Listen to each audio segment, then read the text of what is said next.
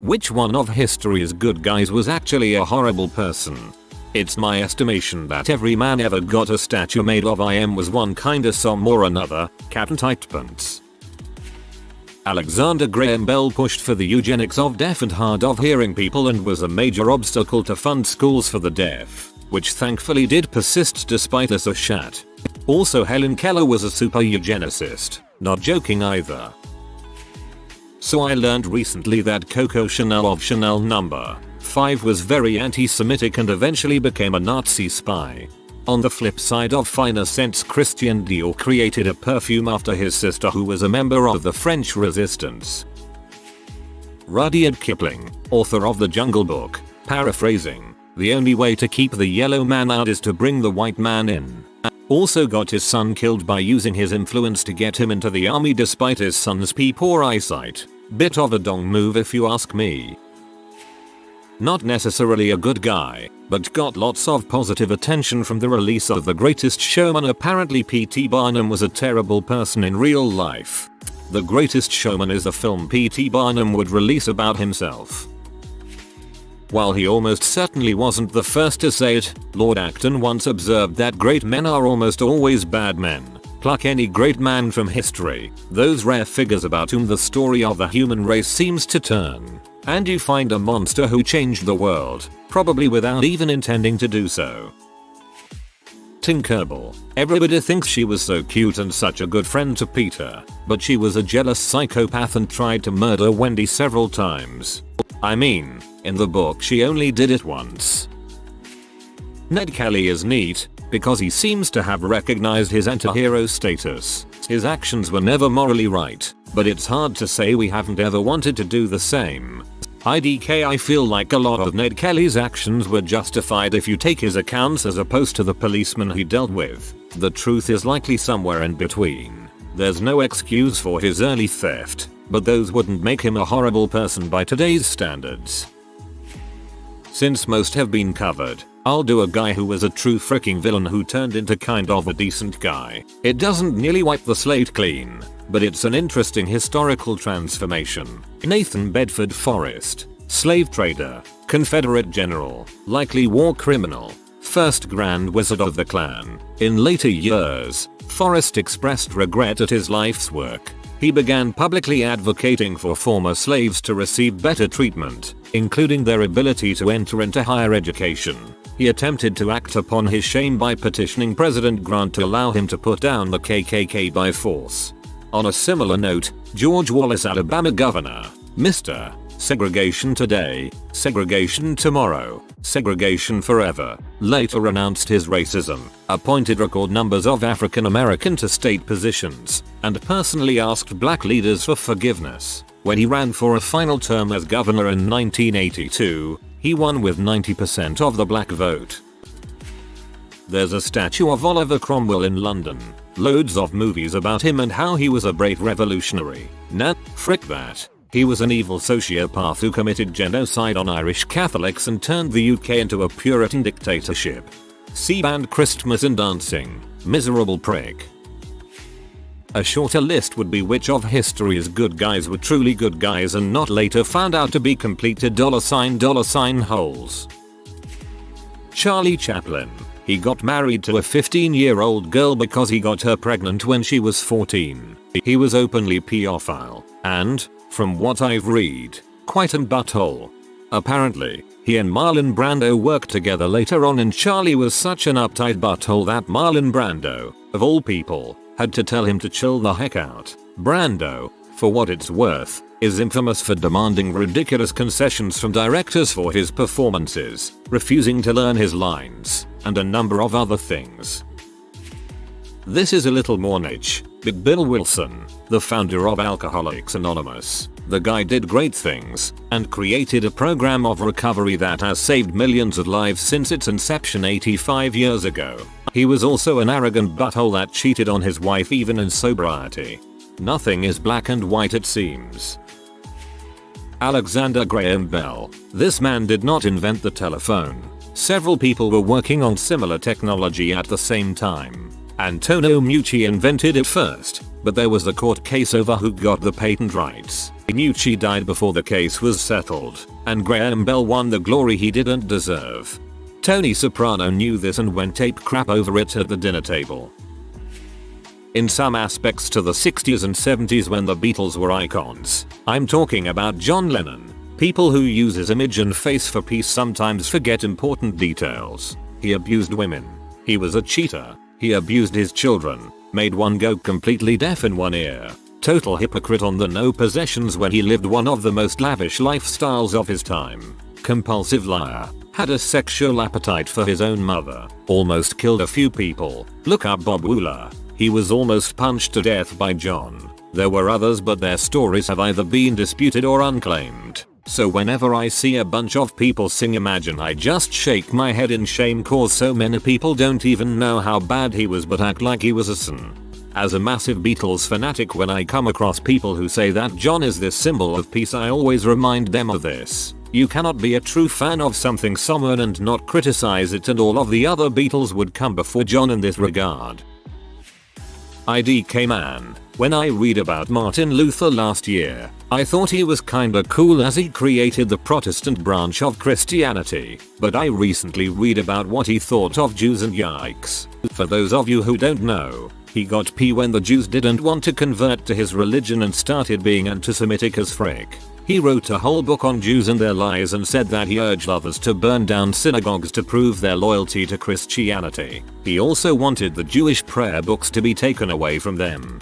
Most of southern Germany remained Catholic because of a pamphlet he published entitled Against the Murderous, Thieving Hordes of Peasants after a peasant revolt trying to reduce the taxes on their fields. Depends on what you mean. Judging by today's standards, I'd say most historical good guys were horrible people. Judging by the standards of their era, things become more complicated. Yeah, even abolitionists back in the day may have been against slavery, but that didn't mean they thought blacks should be treated equally. Sir John A. Macdonald, first Prime Minister of Canada, did a lot for the country in its infancy but treated indigenous people like garbage. John Lennon. He is basically portrayed as this selfless angel of the hippie movement, but the more you look into his life, his actions and how he treated other people close to him, you will quickly realize he is what some people would call a terrible human being. Joseph P. Kennedy, dad of John, Bobby, and Teddy, had one of his daughters lobotomized. She was likely autistic but was considered an embarrassment to the family. Rosemary Kennedy was never considered autistic. When her mother, Rose Kennedy, was giving birth to Rosemary, the doctor wasn't available, and Rose was told to keep her legs closed until the doctor arrived. Baby Rosemary was in the birth canal for about 2 hours, being deprived of oxygen the whole time, which resulted in severe learning disabilities. Napoleon. I'm French and I don't get why people like him so freaking much here. He re-established slavery and tried to conquer a huge part of Europe, leaving literal bloodbaths behind him. Gosh, even the painting of his coronation reeks of narcissism. He's putting the crown on his own head for FCK's sake.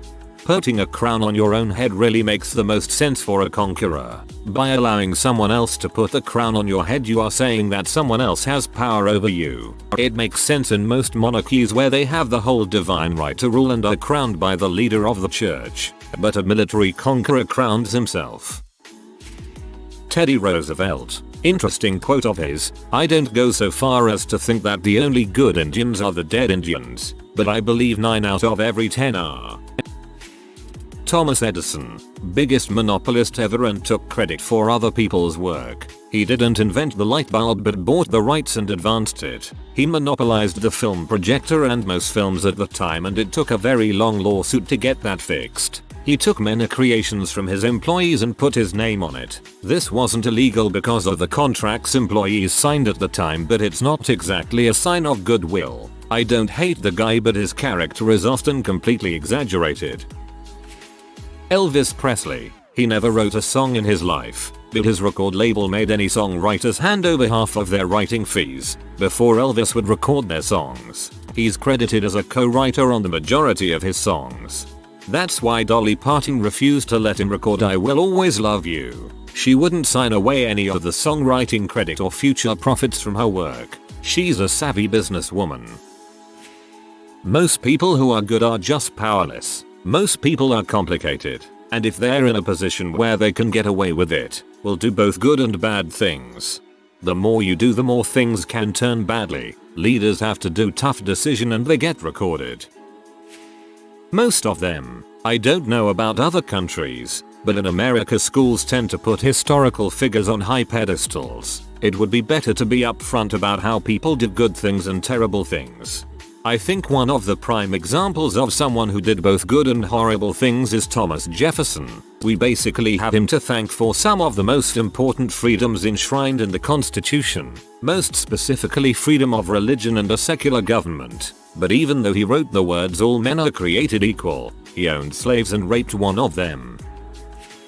Charlemagne. He slaughtered a ridiculous amount of Saxon people for not converting to Christianity. He is also known for destroying pagan shrines and groves, when in reality he was just showing up to unguarded holy places, taking all the trinkets and offerings people had left and then burned them down.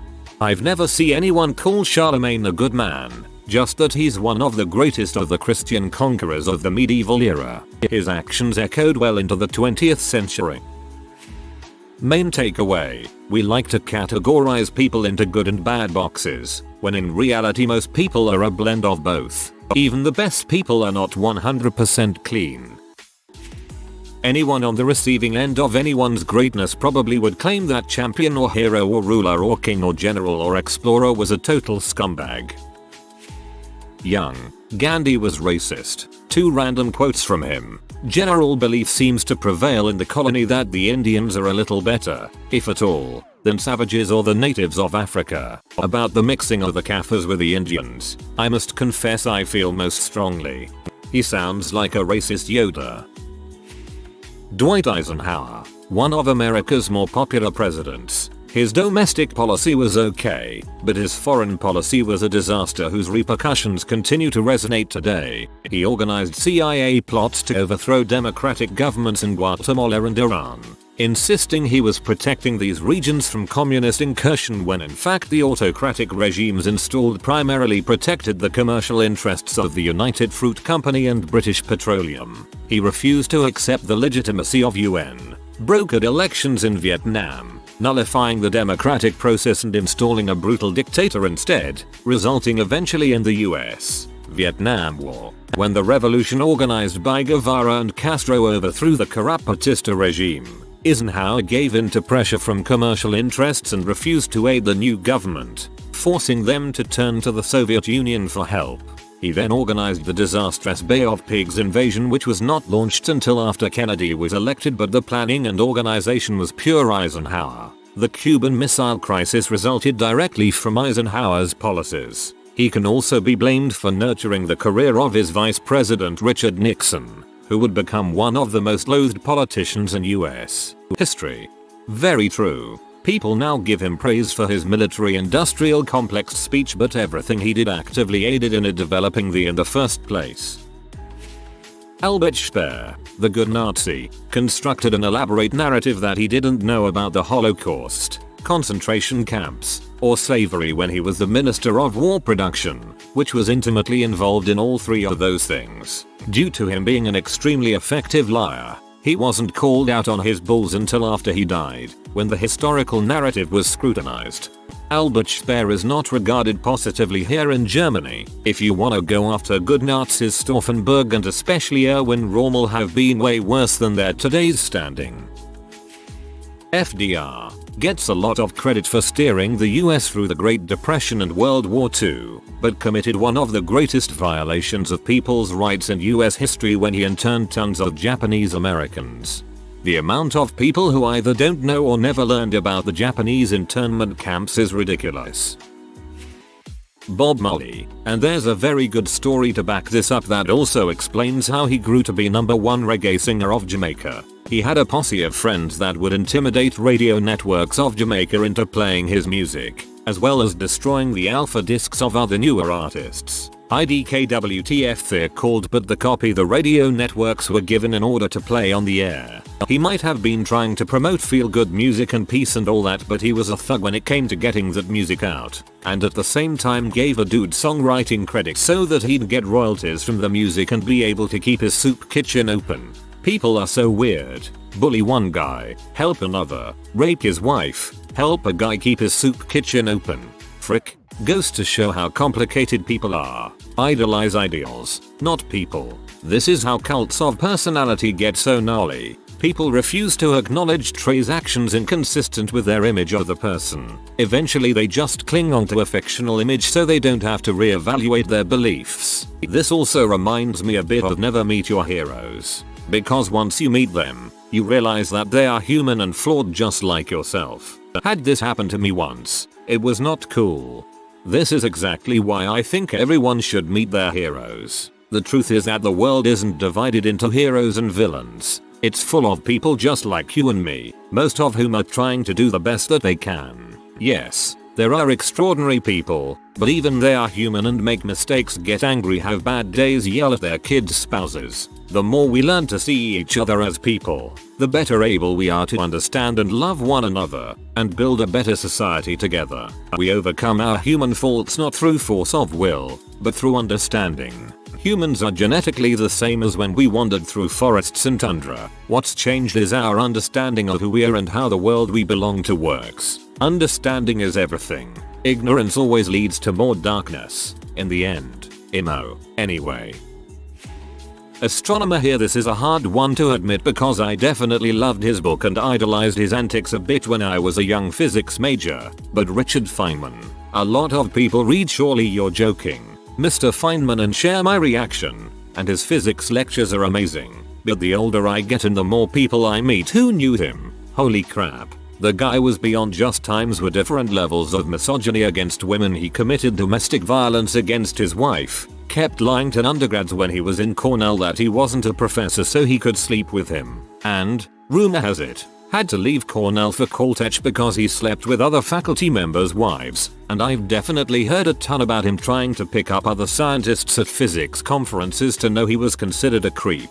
To be clear, I think someone can do good science and be an awful person, but that's not what OP was asking. Also, anyone who has been around a physics department knows that casual sexist jokes and the like are still not that uncommon today, and the fact that physics keeps idolizing Feynman probably doesn't help in changing the culture. Feynman was renowned for sitting in strip clubs and drawing nudes of the dancers in his off time. I've been reading an autobiography of Dyson Freeman who spent time with RF. Traveled and road trips. Richard was a womanizer after his wife died. He had a reputation as a doting husband during his marriage and during his wife's illness. After her death, though, genius, intellect, and carouser. Tinkerbell. Everybody thinks she was so cute and such a good friend to Peter, but she was a jealous psychopath and tried to murder Wendy several times. You really have to wonder what happened to Tinkerbell between the new CG movies and Peter Pan. What do you mean? Well, you've seen the newer Tinkerbell movies. She has a little bit of a temper, but otherwise she's a pretty sweet-hearted fairy, and she lives with all of the other fairies. Then, in Peter Pan, she's the only fairy you see, and she's more interested in being with Peter. Not only that, but she tries on more than one occasion to murder Wendy, and when called out on it, she shows no remorse. Ice cold. Clearly something horrific went down in Pixie Hollow, and Tink is either the cause, or just the sole survivor. Good lord. So Peter Pan is actually a grim post-apocalyptic tale, yes. Alfred Hitchcock was a butthole sexual predator. Tippi Hedren wrote about it in her memoir. She did say he was a brilliant film marker, so you can be both. Yo, Hitchcock is so fricked up. He was famous for pulling pranks like chaining a dude up over a long night and giving him a bottle of whiskey laced with serious laxatives, so he shat himself, painfully, in chains, for 12 hours or so. He made the actress from Psycho, Janet Leigh, stand in the shower for almost a week. She only takes baths now. The degree to which he abused Tippi Hedren during that scene from The Birds is, whoa. He literally threw birds at her for 5 days, 8 hours a day, so that they would pee off and actually attacked her, even after her doctor told him she couldn't take any more. She still has scars, not to mention the sexual assault and the threats to ruin her career if she didn't comply. He sent her daughter, Melanie Griffith, a really lifelike doll of her mother, dead in a coffin. She was 8. Dude was fricked. Behind the Bastards does a great couple episodes about him. Those are just the ones I remember off the top of my head from 2+ hours of it. As long as I never see Steve Irwin, Mr. Rogers, or Bob Ross in one of these threads, we're good. I once read an article that Steve Irwin wasn't nice to a restaurant waiter. I have zero respect for people who treat waitstaff terribly. It turned out to be someone harassing him at a cafe for an autograph and photo, and didn't like him declining because he was with his family. I never understand people approaching famous people when they're with their families, especially when they have their young children with them. If you are new to the channel, you can subscribe. I publish new videos every day. Until then, check another video.